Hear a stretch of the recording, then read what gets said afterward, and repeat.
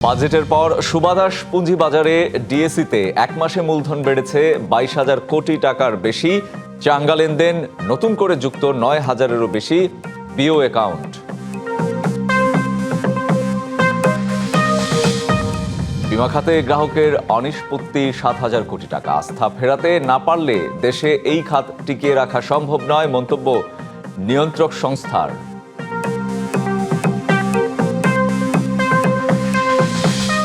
এবং ঢাকার 2 সিটিতে রাজত্ব করে প্রায় 4 লাখ হকার, যাদের ঘিরে বছরে 5,500 কোটি টাকার কালো টাকার বাণিজ্য প্রভাবশালী গোষ্ঠীর।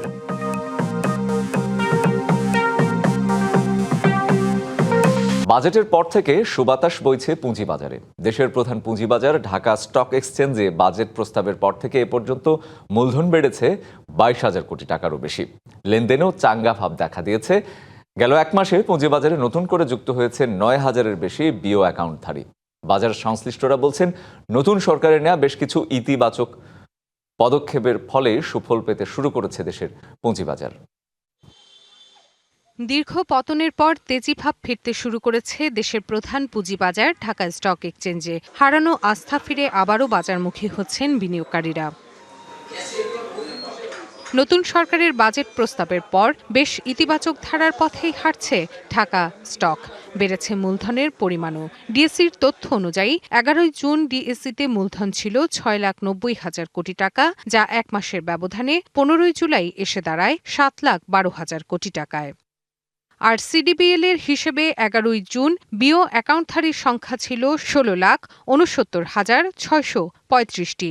অন্যদিকে 15 জুলাই তা বেড়ে দাঁড়িয়েছে 16,78,931টিতে। তবে চলতি সপ্তাহে বাজার বিশ্লেষণে দেখা যায় টানা 4 কার্যদিবস সূচক ঊর্ধ্বমুখী থেকেছে, তবে বৃদ্ধির গতি ক্রমশ কমেছে। ওঠানামা দেখা গেছে লেনদেনে, যদিও বৃহস্পতিবার সূচক এবং লেনদেনে খুব একটা ইতিবাচক সাড়া মেলেনি। এমন পরিস্থিতিতে বাজার বিশ্লেষকরা বলছেন, মাঝে মধ্যে সূচক এবং লেনদেনে শ্লথ গতি থাকলেও ইতিবাচক ধারা ফিরতে শুরু করেছে পুঁজিবাজারে। যারা দীর্ঘদিন যাবৎ পুঁজিবাজারের বাইরে ছিল এবং তারা কমিশনের কার্যক্রমের জন্য, আমি বলবো নিষ্ক্রিয়তার জন্য, নতুন কোনো স্টক আনছিলেন না, তারা যে আবার ব্যাক করার চেষ্টা করছে বা ব্যাক করার চিন্তা ভাবনা করছে, সেটা কিন্তু ট্রেড ভলিউমের কথা যদি আমরা চিন্তা করি বা আপনার সূচকের বারবারান্তর কথা যদি চিন্তা করি, সেখান থেকে কিন্তু প্রতীয়মান হয়। নতুন সরকারের নেওয়া বেশ কিছু উদ্যোগের প্রশংসাও করেন তিনি। গভর্নমেন্টের কমিটমেন্ট, গভর্নমেন্টের দিক থেকে বিবৃতি, এই পুঁজিবাজার নিয়ে আশাবাদ ব্যক্ত করা, নতুন কমিশন গঠন করা, বিনিয়োগকারীদের বাজার পার্টিসিপেশন, একটা পজিটিভ ভাইব কিন্তু লক্ষ্য করা যাচ্ছে। তবে যারা কারসাজি করেছেন, তারা যে দলেরই হোক না কেন, আইনের শাসন কায়েম করার তাগিদ বিশ্লেষকদের। Rifat Nova, DBC news, Dhaka. বিমা খাতের 82 কোম্পানির 7,000 কোটি টাকা অনিষ্পত্তি রয়েছে গ্রাহকের। আস্থা ফিরিয়ে আনতে না পারলে দেশে বিমা খাত টিকিয়ে রাখা সম্ভব নয়, এমনটাই জানিয়েছেন বিমা উন্নয়ন ও নিয়ন্ত্রণ কর্তৃপক্ষের চেয়ারম্যান মীর নাদিয়া নিভিন। বৃহস্পতিবার রাজধানীর দিলকুশার নিয়ন্ত্রক সংস্থাটির কার্যালয়ে সাংবাদিকদের সঙ্গে মতবিনিময়ে কথা বলেন তিনি। এজন্য বিমা খাতের সংস্কারে বড় ধরনের উপর জোর দিয়েছেন তিনি। আইডিআরএ চেয়ারম্যান আরও বলেন, বিমা খাতের সুশাসন নিশ্চিত করতে বর্তমান সরকার বদ্ধপরিকর। এই খাতের স্থিতিশীলতা বজায় রাখতে গ্রাহক ও কোম্পানি সহ সংশ্লিষ্ট সব পক্ষের সহযোগিতাও কামনা করেন সংস্থাটির নবনিযুক্ত চেয়ারম্যান। যে 7টা কোম্পানি আছে, এদের কম্বাইনটা হচ্ছে 4,500 কোটি টাকা, আর 82টা company life non life combine হচ্ছে 7,000। কিছু কিছু কোম্পানিজের জন্য যে বিশাল অনাস্থা ক্রিয়েট হয়েছে এই সেক্টরে, যে দাবি নিষ্পত্তি না করার কারণে গ্রাহকদের যে অনাস্থা তৈরি হয়েছে, এইটা খুবই সাংঘাতিক রকম। এবং এটা যদি আমরা কোনোভাবে ফেরায় না আনতে পারি, তাহলে আমাদের ইন্স্যুরেন্স সেক্টরটা, আমাদের ইন্স্যুরেন্স পেনিট্রেশন কমতে থাকবে। ব্রাহ্মণবাড়িয়ার কসবায় উত্তরা ব্যাংক কর্মকর্তা আরিফুল ইসলাম হত্যাকাণ্ডের ঘটনায় জড়িতদের দ্রুত গ্রেপ্তার এবং দৃষ্টান্তমূলক শাস্তির দাবিতে সমাবেশ করেছে বাংলাদেশ ব্যাংকস এমপ্লয়িজ ফেডারেশন। বৃহস্পতিবার সকালে রাজধানীর মতিঝিল ইউনুস সেন্টারের সামনে এই কর্মসূচির আয়োজন করা হয়। আরিফ হত্যার বিচারের দাবিতে 7 দিন ব্যাপী ঘোষিত কর্মসূচির তৃতীয় দিন আয়োজিত বিক্ষোভে বিভিন্ন ব্যাংকের কর্মকর্তা কর্মচারী সহ ব্যাংক অ্যাসোসিয়েশনের নেতারা অংশ নেন। পরে জনতা ব্যাংক সিবিএ কার্যালয়ে আয়োজিত সভায় বক্তারা বলেন, গ্রাহকের কাছ থেকে পাওনা টাকা আদায় করতে গেলে নৃশংসভাবে হত্যা করা হয় আরিফুল ইসলামকে।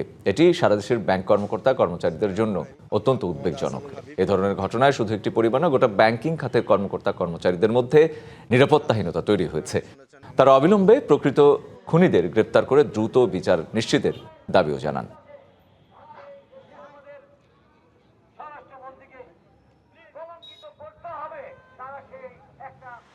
রাজধানীর 2 সিটিতে রাজত্ব করে প্রায় 4 লাখ হকার। এই হকারদের জিম্মি করে প্রভাবশালী সিন্ডিকেট প্রতিদিন হাতিয়ে নিচ্ছে 15 থেকে 20 কোটি টাকা। তাতে বছরে 5,500 কোটি টাকার এক বিশাল কালো টাকার বাণিজ্য হয় খোদ রাজধানীতেই। এই সমস্যার সমাধানে এবার 2 সিটি কর্পোরেশন প্রকৃত হকার চিহ্নিত করে আইডি কার্ড এবং এলাকাভিত্তিক পুনর্বাসনের রূপরেখা তৈরি করছে।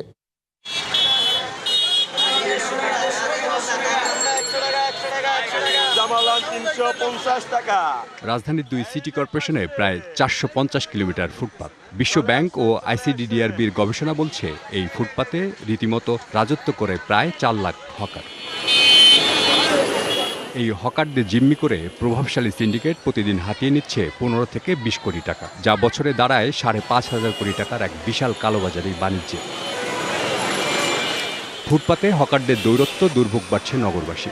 যানজটে প্রতিদিন নষ্ট হচ্ছে প্রায় 50 লাখ কর্মঘণ্টা, যার বার্ষিক অর্থনৈতিক ক্ষতি প্রায় 40,000 কোটি টাকা। বহুকালের সংকট সমাধানে এবার যৌথভাবে মাঠে নেমেছে ঢাকার 2 সিটি কর্পোরেশন। প্রকৃত হকার চিহ্নিত করে আইডি কার্ড ও এলাকাভিত্তিক পুনর্বাসনের রূপরেখা তৈরি করছে 2 প্রশাসক। মেন যে রাস্তাগুলো আছে ফুটপাত, সেখানে না বসার জন্য অনুৎসাহিত করে আমরা তাদেরকে বলেছি যেখানে জনদুর্ভোগ হবে না, হাঁটা চলাচল পাবে, সেখানে আপনারা যাবেন। আমরা তো অনেক উচ্ছেদ করেছি, তো মানবিক কারণে আমরা এই বিষয়গুলো উদ্যোগ নিয়েছি। হয়তো একটু সময় লাগছে, একটু জায়গাগুলো দেখছি, হয়তো বা খুব শর্ট টাইমের মধ্যে তাদের আরও 200 বা 250 অস্থায়ী পুনর্বাসন যেটা, সেটাকে আমরা করে ফেলবো। যে কেউ ইচ্ছা করলে একটা ভ্যান নিয়ে নেমে যাচ্ছে। এই জন্যে আমরা যেটা চাচ্ছি যে আমরা তাদেরকে একটা কার্ড দেব, যেটা ভ্যান্ডার কার্ড বা হকার্স কার্ড, মান্থলি বা ইয়ারলি একটা ফিস তাদেরকে ধরা হবে। যদি জনগণ চলার পরে যদি কোনো জায়গা থাকে তাহলে সেটা তার জন্য ব্যবহার করা যেতে পারে, কিন্তু চলাচলের অধিকারটা আগে। জোর জবরদস্তিরও ব্যাপার নাই, আবার তাদেরকেও স্থান দিতে হবে, তারাও তো এই দেশেরই মানুষ। ফুটপাত নিয়ে সংকট আর সমাধান নিয়ে ভাবনা আছে পুলিশের ট্রাফিক বিভাগেরও। আপনাদেরকে আশ্বস্ত করতে পারি যে আমাদের তৎপরতা খুব বেশি। আমরা খুব শীঘ্রই আমরা এই সমস্ত ব্যাপারগুলোতে ব্যবস্থা নিব, এবং আমরা যে সরকারের একেবারে উচ্চ পর্যায় থেকে আমাদেরকে নির্দেশনা এটা দেওয়া আছে, এবং এই নিয়ে আমরা সিটি কর্পোরেশনের সঙ্গে খুব ক্লোজলি কাজ করছি। তবে পর্যাপ্ত নাগরিক সুবিধাহীন যে কোনো উদ্যোগকে প্রহসন বলছেন নগর পরিকল্পনাবিদ। শঙ্কা, সুসমন্বিত মহাপরিকল্পনা না থাকলে এটি চাঁদাবাজির নতুন ক্ষেত্র তৈরি করবে। ফুটপাতের সঙ্গে হকারের কোনো সম্পর্ক নেই, পদচারীর সঙ্গে হকারের সম্পর্ক রয়েছে অবিচ্ছিন্ন, নিরবিচ্ছিন্ন। পদচারীকে শুধু একটু চিলতে জায়গা দিয়ে পদচারী বান্ধব ঘোষণা করার প্রহসন আমরা অতীতেও দেখেছি, বর্তমানেও দেখছি, ভবিষ্যতে তো তাই চলমান থাকবে যদি সার্বিক পরিকল্পনা ছাড়াই এই কার্যক্রমের লোক দেখানো কার্যক্রম চলমান থাকে। দেখে বোঝার উপায় নেই এটি একটি ফুটপাত। অস্থায়ী নয়, স্থায়ী দোকান গড়ে বসেছে হকাররা। সাধারণ মানুষ বাধ্য হয়ে তাই মূল সড়কে। তৈরি হচ্ছে বিশৃঙ্খলা, বাড়ছে যানজট। সাধারণ মানুষের প্রশ্ন, শুধু দায়িত্বশীলের আশ্বাস নয়, কবে ফিরে পাবে এই ফুটপাত? সানি আহমেদ, ডিবিসি নিউজ, ঢাকা। সাপের কামড়ের চিকিৎসায় ব্যবহৃত অ্যান্টিভেনম তৈরির কাঁচামালের জন্য পুরোপুরি বিদেশ নির্ভর বাংলাদেশ। এই নির্ভরতা কমানোর স্বপ্ন দেখাচ্ছে পটুয়াখালীর একটি সাপের খামার। দেশের একমাত্র বাণিজ্যিক স্নেক ভেনম ফার্মটি এখন সম্ভাবনা আর বাস্তবতার সন্ধিক্ষণে দাঁড়িয়ে।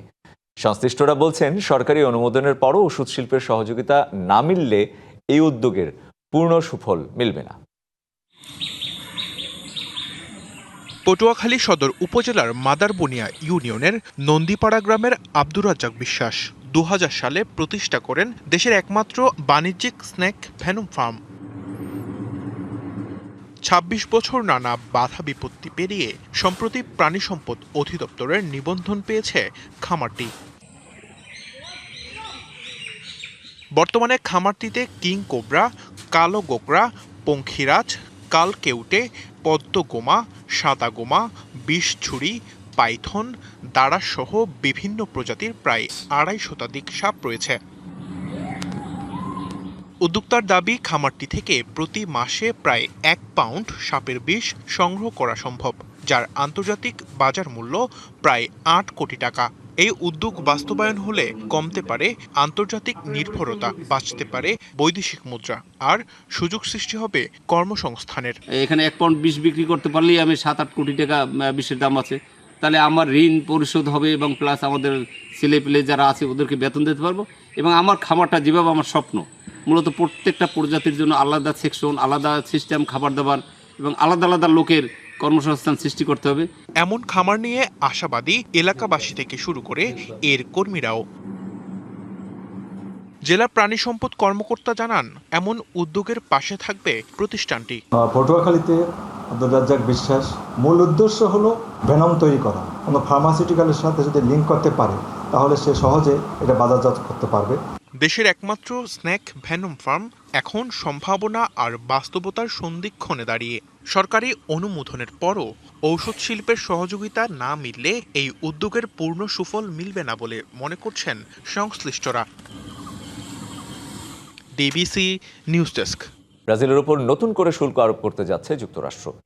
দীর্ঘদিন আলোচনার পরও কোনো সমাধান না হয় দেশটির কিছু পণ্যের উপর অতিরিক্ত 25% শুল্ক বসানোর সিদ্ধান্ত নিয়েছেন ট্রাম্প প্রশাসন। এতে চিনি অপরিশোধিত লোহাসহ ব্রাজিলের 4,000-এরও বেশি পণ্য ক্ষতিগ্রস্ত হতে যাচ্ছে। তবে গরুর মাংস, কফি এবং উড়োজাহাজের যন্ত্রাংশের মতো প্রধান রপ্তানি পণ্যগুলো নতুন শুল্কের আওতামুক্ত থাকছে।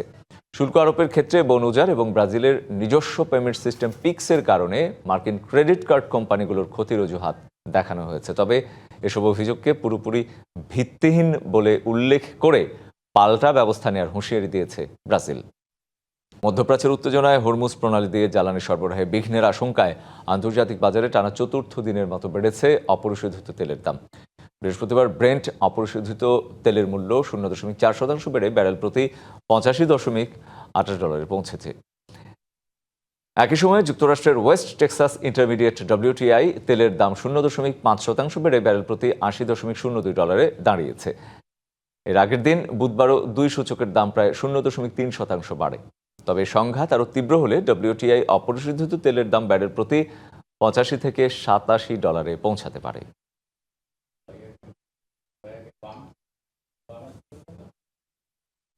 ভাই